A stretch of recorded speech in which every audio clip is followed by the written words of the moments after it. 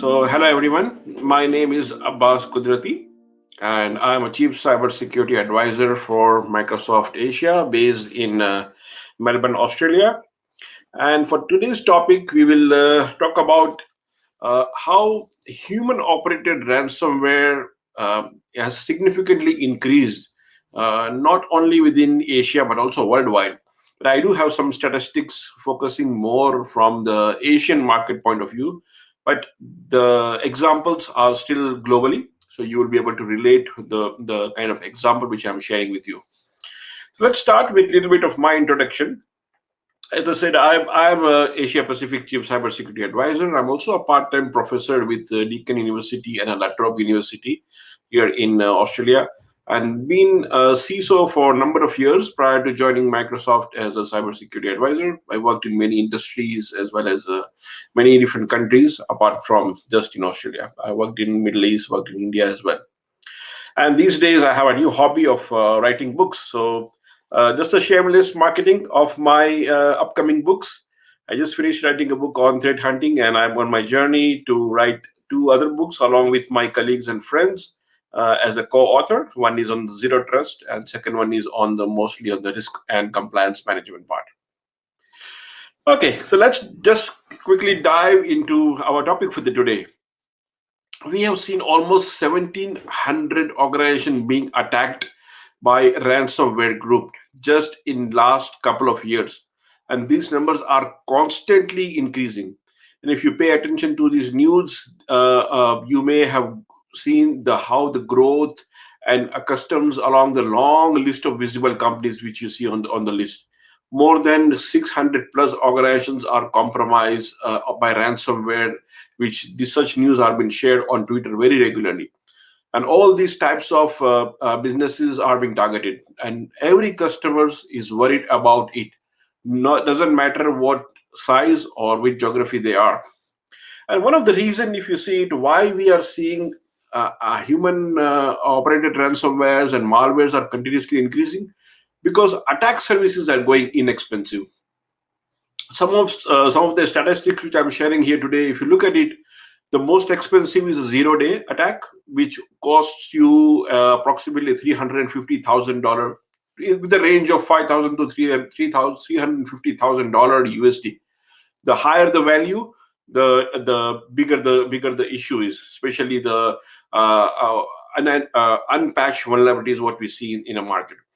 And if you look at it, some of the other ranges with just nominal cost of $100 a day or $327 a week, you can get a DDoS attack. And this list are endless, starting from DDoS attack to proxy, the ransomware, $66 upfront payment, or 30% of profit sharing model. It is a kind of economy in itself, where they have a proper SLA, where the one team provides you with all the payloads and a ransomware kit. Once they are successful, they can handhold and give the command and control to the second party or a third party, who will take care of further attacking and exfiltrating into your network. And there will be another company or another set of people or the adversaries who will get involved in getting the data out, and a fourth party or the fifth party get involved, who are good in selling those data in the dark web. So it's a proper business model the way they are operating. Some other example, including spear phishing, range from $100 to $1,000 to compromise account, which could you can get it at a hold of $150 as low as that. But the impact what we see because of this ransomware, just some examples from Asia Pacific. We have seen attacks in Singapore, Vietnam, Thailand, Philippines. We're getting a lot of such news every day into newspaper. On an average, $3.6 million Singapore dollar, which is also equal to Australian dollar, is an average cost of data breach within Asia in 2019. We have somewhat similar number in Australia. It's almost $2 million according to the IBM research. And if you look at some more example in terms of how banking related phishing scams are increasing, almost 2,500% in the first half within 2020. Again, numbers are from Singapore, but you can relate it across the world as well. We have also saw 180 more than 180 investigations over the various scam, which has involved almost 1.5 million Singapore dollar. And some of the industry, as you see, e-commerce, social media, loan, all these kinds of scam we see and continuously we are seeing in this part of the world. Furthermore, Southeast Asia, it becomes a hotbed for phishing attacks. And I have another number to or research to support you with that in terms of ransomware within Asia Pacific. This comes from our security intelligence report, where we saw that Vietnam, Indonesia, and India are among the top highest encounter rate of ransomware. And in terms of the lowest encounter, you've seen it in Japan, New Zealand, and Australia among the lowest one. Okay, next, moving on. Because of all these attacks are paying off, the ransomware and especially the human operated ransomware are becoming more and more profitable. And we have seen one example earlier this year where Ryuk ransomware Bitcoin wallet pointed to 150 million operations. It is a significant number. So in the next phase of my presentation, we will dig down in terms of how the whole ransomware model started. So if you look at it, let me just clear the slides together so we can go the whole picture together. So human operated ransomware.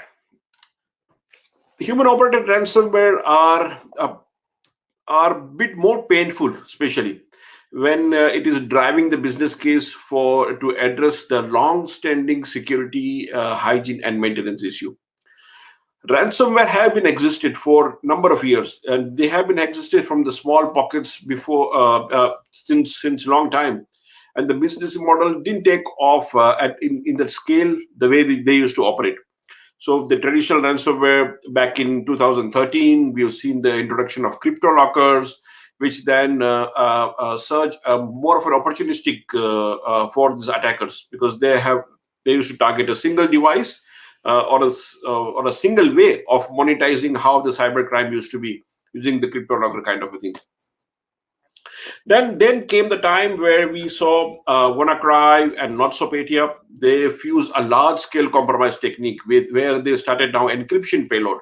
And after that, they started demanding the ransom for the payment in exchange of the decryption key. That's where the name came as a ransomware rather than a malware. It is ransomware. And this fusion model then inspired the new generation of a human-operated ransomware, especially what we saw around the June 2019 and onwards.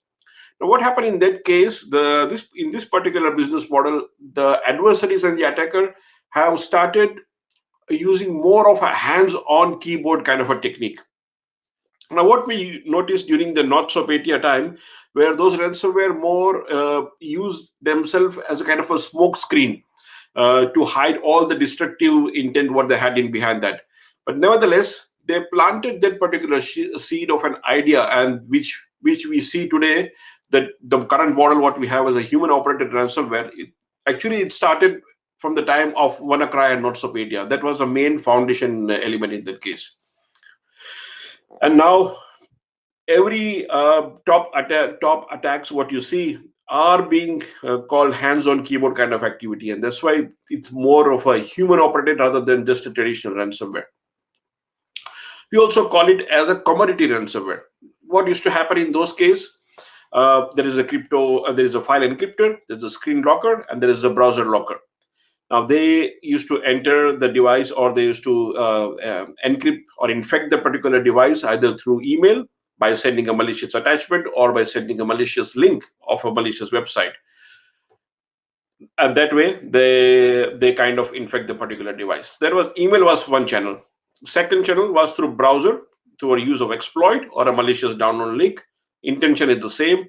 You have a malicious macro or a malicious script or a malicious exe. They are infecting on your device, and what you see is a red screen or a locker on your screen. They will say that yes, we have encrypted your device or the data. If you want it back, you pay certain ransomware on so and so BitLocker or so and so BitLocker coins in certain wallet, and we will then issue you your encryption key.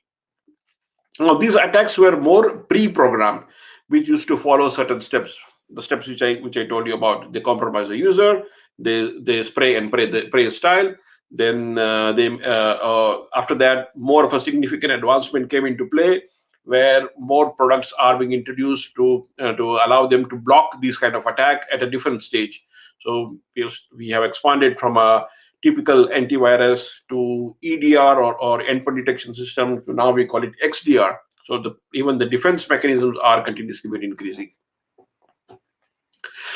So what we see typically, in case of a infection chain, first we have an exposure where, as we discussed, spam email, URL, malicious file, HTML, VBS script, macros, all those through things, you get an exposure. Then they infect it using a script downloader, or they download the ransom later on. Then after they moved into more dynamic mode, where they now process dump and start copying the installer like TeamViewer or any other kind of a channel, so that they can have more of a command and control mechanism in their area.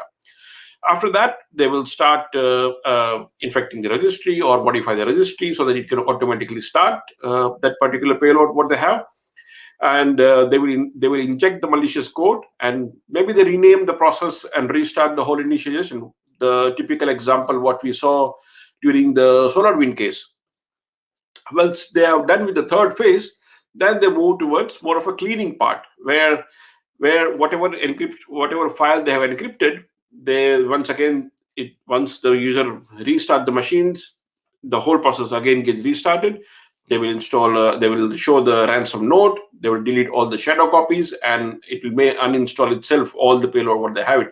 But once you have the locker screen, that's the end of the story. Your data is now locked, and now you need two choice: either you pay the ransom or don't pay the ransom, which is the typical recommendation from all the security professionals. Paying ransom means you are kind of encouraging the whole dark web industry or adversary. You're supporting those adversaries to flourish their own business model. So do not pay ransom. Have a proper strategy in terms of how you can recover it. I'll touch upon some of the strategy as we go forward. Okay. Ransomware, how and what it is different in terms of other. Go for all the slides together first. Oops, one more back. Sorry. Yep. So the attack technique, what we discuss is definitely likely to grow in volume, and the kind of business which are being impacted are going to significantly change the way the industry is operating. So much like what we have seen during COVID-19, the whole shift of long-standing industry perception of BYOD and remote work is now completely changed. We are more focusing on those two areas.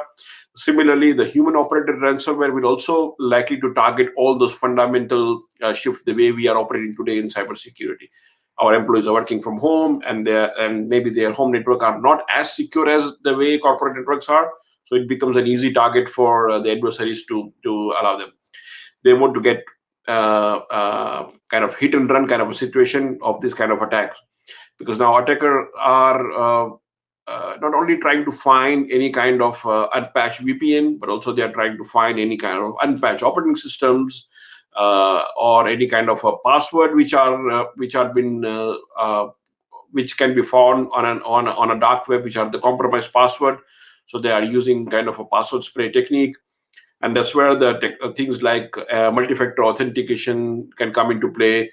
And if you are doing a proper hygiene of your VPN environment and operating systems, that also can help you. Having a good BCPDR can also help you in terms of recovery. So our objective here in that case is we want to slow down the attacker. We want to make them unprofitable by making sure that we have at least the basic hygiene into our environment in that case. Right?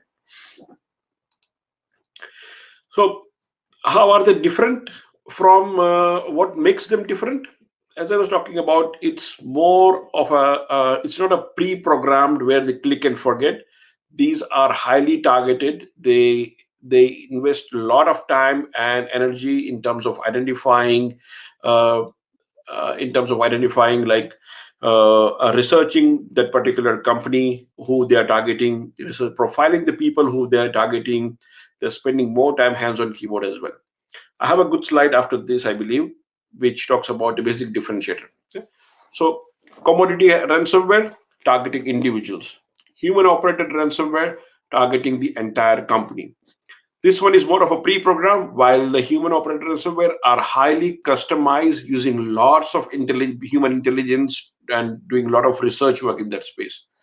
They are very opportunistic in terms of commodity. Here, it is calculated data encryption, data exfiltration, all those things are there.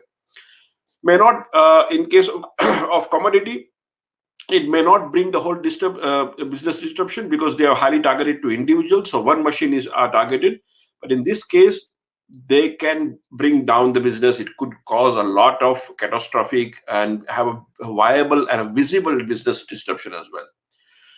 Successful defense, malware remediation. In this case, human operated ransomware successful defense is more of an advisory eviction in case you need to have a proper thorough investigation where all or what all could have been damaged as a part of this human operated ransomware attack.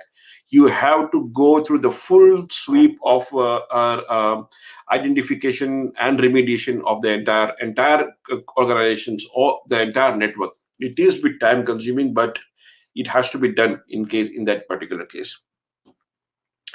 One more modus operandus, we call it, or mode of operation we have seen in this case, and it is very important for us to understand the behavior and not only on the payload or the malware.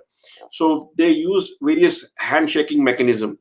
If you look at the first part, initial access, brute force, vulnerable internet facing systems or a weak applications. These are the initial access point. Once they get hold of initial access using any of these technique, then they move to the next phase, which they call it credential theft. Now, in this particular, they may use techniques such as Mimikatz or the tools such as Mimikatz, LSS secret, credential vault, credential plain text, or abuse of services. Many techniques. Once they pass on from credential theft, they move to a lateral movement as a kill chain. For Mimikatz, now they have something called Cobalt Strike. From there, for the persistent, they try to create a new account. They make a change in your GPO, which is they use shadow IT tools. They even schedule some of the tasks for automated process and service, and they register some of the services. Once the persistency is established, then they use various payloads such as Robinhood, Maze, Ponyfinal, Wallet Loader, Reveal, and Networker. You may have heard this name very recently in many of the attack what we have seen going around, especially human operated ransomware attacks what we going around. So let's look at the pattern. We saw the approach. Now pattern, three ways to do it. Let me run through the slide. First option, entering the environment. We talked about earlier, email, credential, browser, whatnot they use is RDP access, SSH server, and whatnot. So once they enter it, now they try to gain the access to the organization. What they do once they enter the environment, credential theft. They try to find the credentials where they can elevate themselves as an admin privilege, and they'll start installing the malware. Once these two things are done, now they want to gain advantage of the administrator privilege they have created. So that's the main objective. They will execute their objective either by taking the data out, encrypting the data, and asking for the demand. Now they try to make money using three different ways in this particular case. First, once they've encrypted the data, they will ask the money from you as a ransom. Pay us, and only then we'll give you the decryption key.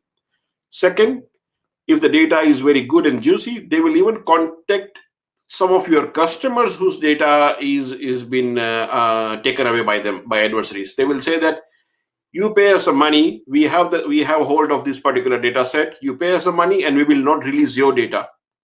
We will exclude your data out of that if you pay us. That's the second way. Third, they will take the competitor advantage. They will get in touch with the competitor saying that, hey, we have the data from so and so company, competitive advantage, you pay us the money. So you see three different ways they try to go, and there is no guarantee, even if they give you a decryption key, that they will not sell the data to competitor, or they will not go and ask your customers to pay the separate money as well. So it's kind of a triple edged sword rather than, I would say, double edged sword, where they try to get the maximum advantage of whatever effort they have done. One of the objective, they even sabotage the network backup and to establish that kind of foothold in the company. I'm not going to go in example of all this, but let's see if I can show you one example of human operated kill chain, how they do it. Yeah, let's skip to the colonial pipeline example itself. So too many slides, click.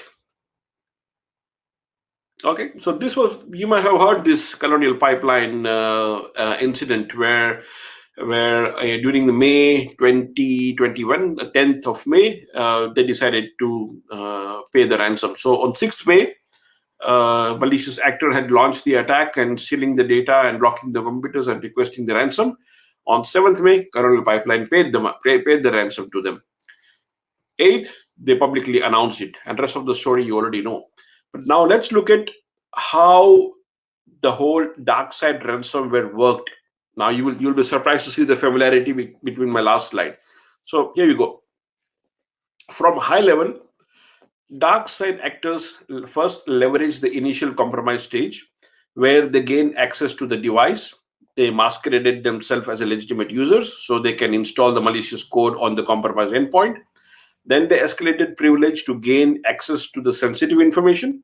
And finally, they encrypted the business critical process. They requested the ransom by showing them a proof of life, all the exploited data, and decrypted everything only after the target pays them. When after the target is paid them, then only they gave the decryption key to them.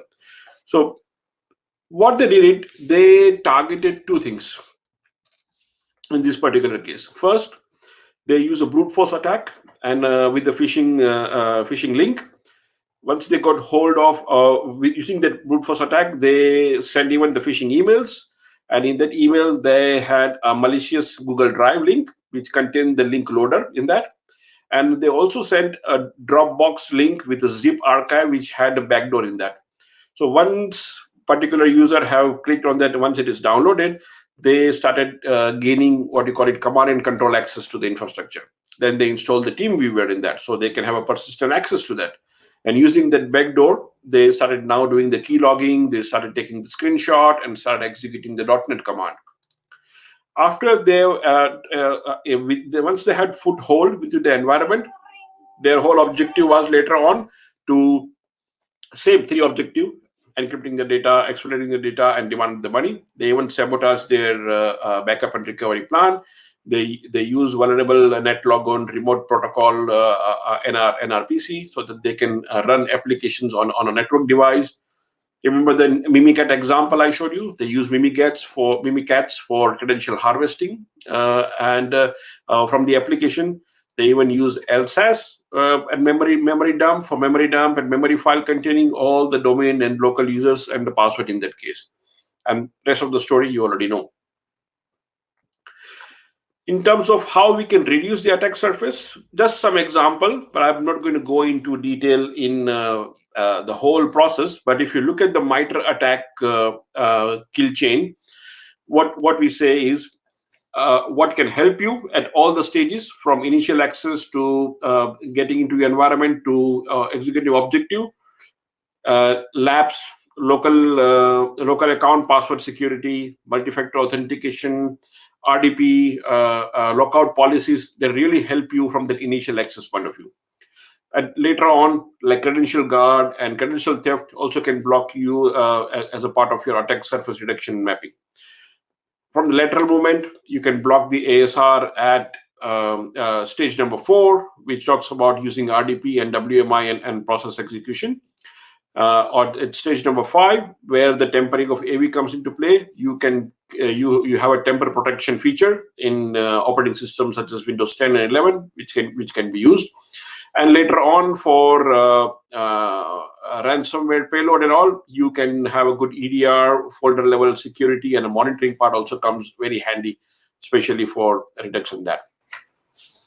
We do have further guidance in terms of what you can do it. For example, uh, let me see if I can show you one such example as a mitigation project of a human operated ransomware. So going back to the same three pillar: entering the environment, traverse and spread, and execute the objective. Let's look at one such example. Okay, we're not going to go in detail all of them. However, if you're really interested in looking at all the example as a checklist, you need to follow the link called aka.ms/human operated ransomware. On this particular URL, you'll be able to download this checklist of how to mitigate against each of the stage. Okay, so let's look at one or two examples if time permits. First example is from entering into the environment using email. So you need to create a kind of a email security plan. The whole objective is we want to implement a best practice for email or any other collaboration solution you may have to make it more difficult for attackers to abuse them while allowing internal users and easily and safely to access of external content. Why we need to do, why it is important? Because these are the channels attackers are constantly using by sending those malicious content. How are you going to do it? By enabling, by making sure that you protect or you control those Office VBA, protect those Office macros, use a good EDR endpoint solution such as Defender for Endpoint, implement some advanced level of email security on them, follow the guideline in terms of how you can enable the attack surface reduction rule on your operating system, and block some of the common technique which I just showed you a couple of slides back. Then you can, of course, we need to define who is within your team is going to help you. So we talk about from the sponsorship point of view, CISO or a CIO can be the sponsorship in that, and the project leadership could be your security architecture and others.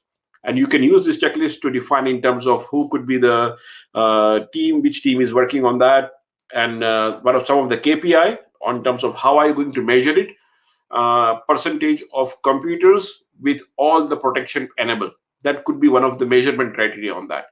And how soon you have to do it? This should be done within 30 days. You put a timeline on that.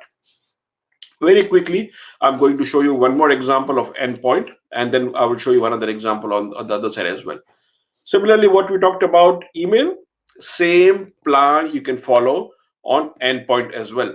What is our objective? We want to make sure that we have the right protection, security protection enabled on our endpoint, so malicious file cannot be executed, or it will block all the threads, and help your data which are on that particular machine.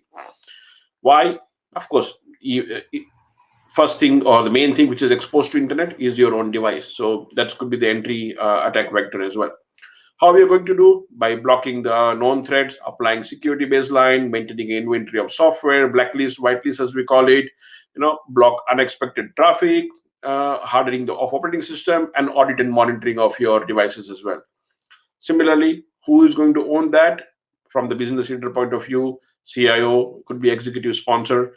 Who is going to fix it? IT security or centralized IT or a crowd productivity team or endpoint security team, depends upon the organization structure. How are you going to measure it? Percentage of endpoint meeting those security standard. By when you have to finish? 30 to 60 days time, right? So these are some of the examples. Last but not the least, there are many such examples, but one thing you have not to forget is the detection and the response plan. How are you and what are you doing in terms of monitoring? What happened in case of current pipeline?